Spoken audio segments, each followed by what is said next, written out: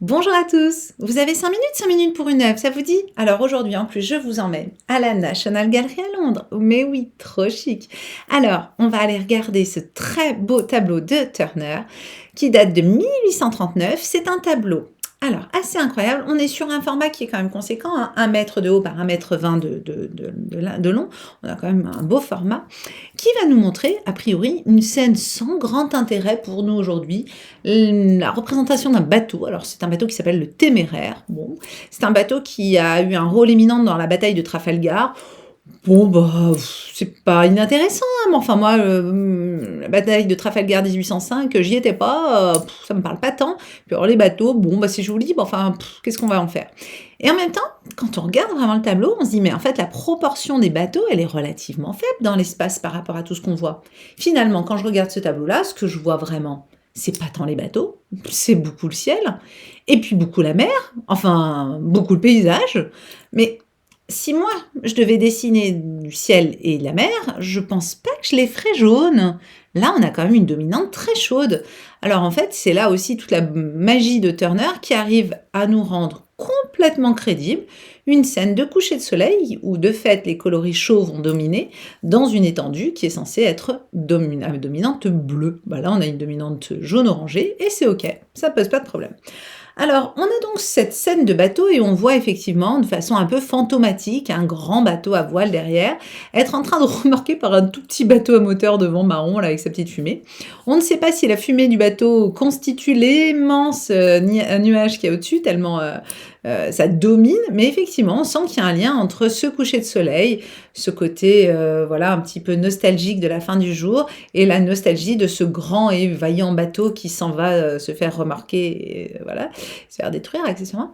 Et donc on a une espèce de, oui, de mise en tension entre le coucher de soleil et le bateau, entre la fumée mécanique de ce petit bateau vapeur et la grande fumée naturelle de ces nuages. Donc on a une espèce de lien qui commence à s'établir visuellement. Ce qui est assez incroyable, au-delà de la question du sujet, s'agit-il d'un paysage ou s'agit-il d'une représentation historique d'un bateau, c'est en fait tout le travail qu'en fait Turner, quoi. Quand on regarde la façon dont c'est peint, il y a une espèce d'énergie, de mouvement qui est incroyable. D'abord dans les grandes courbes qui constituent le ciel. Bon, ça, c'est une première façon de faire dynamiser comme ça le regard. Ok, ça marche très bien. Et puis, on a ce rapport des couleurs, quoi. Il arrive à nous faire des dégradés qui sont incroyables. On passe du jaune au orange, au rose, au violet, au gris, au bleu, dans une espèce d'habileté démentielle. La façon même de peindre, il peint à l'huile. L'huile, c'est une technique longue, il faut plusieurs jours, plusieurs semaines de séchage entre les couches. La matière, elle est longue à sécher. Et bien lui, il va arriver à nous donner l'impression qu'il a peint ça dans l'instant, ce qui est pas possible vu la technique. Il va arriver aussi à montrer toute la peinture, c'est-à-dire de son côté le plus lisse, avec des glacis très très fins, très très transparents, à des côtés au contraire très rugueux où la matière se voit. On va avoir l'impression que c'est fait en 2 minutes, alors qu'en fait le gréage du Téméraire, là, de bateau, il est peint avec une méticulosité incroyable. Donc on a en même temps du fin et du flou, enfin du précis, disons, du net et du flou, du fin et du large. On a une espèce d'énergie qu'il arrive à maintenir alors qu'en fait on est sur un temps long de la peinture. En fait, on a quelque chose qui visuellement est très très habile parce que c'est comme s'il arrivait à habiter tout le spectre de la peinture, des choses les plus petites aux choses les plus vastes, des choses les plus fines aux choses les plus souples. On a vraiment une espèce de contraste comme ça qui est incroyable. Les contrastes, il les joue aussi dans les couleurs. On a des contrastes de quantité, plus d'une couleur, moins d'une autre. Donc on a cette dominante et puis on a cette tonique. On a des contrastes de qualité entre le clair et le foncé, entre les complémentaires, entre les jaunes orangés et les bleus violines. Hein. Donc on a vraiment des contrastes aussi de complémentaires. Et on a donc ces oppositions très fortes et des transitions incroyables. C'est-à-dire qu'en même temps, il arrive à nous opposer les choses, et en même temps, il arrive à les faire passer de l'une à l'autre très rapidement. Une grande habileté technique. On a aussi cette sensation, à travers ces contrastes, d'un éblouissement. Et c'est là que le génie de Turner est complet.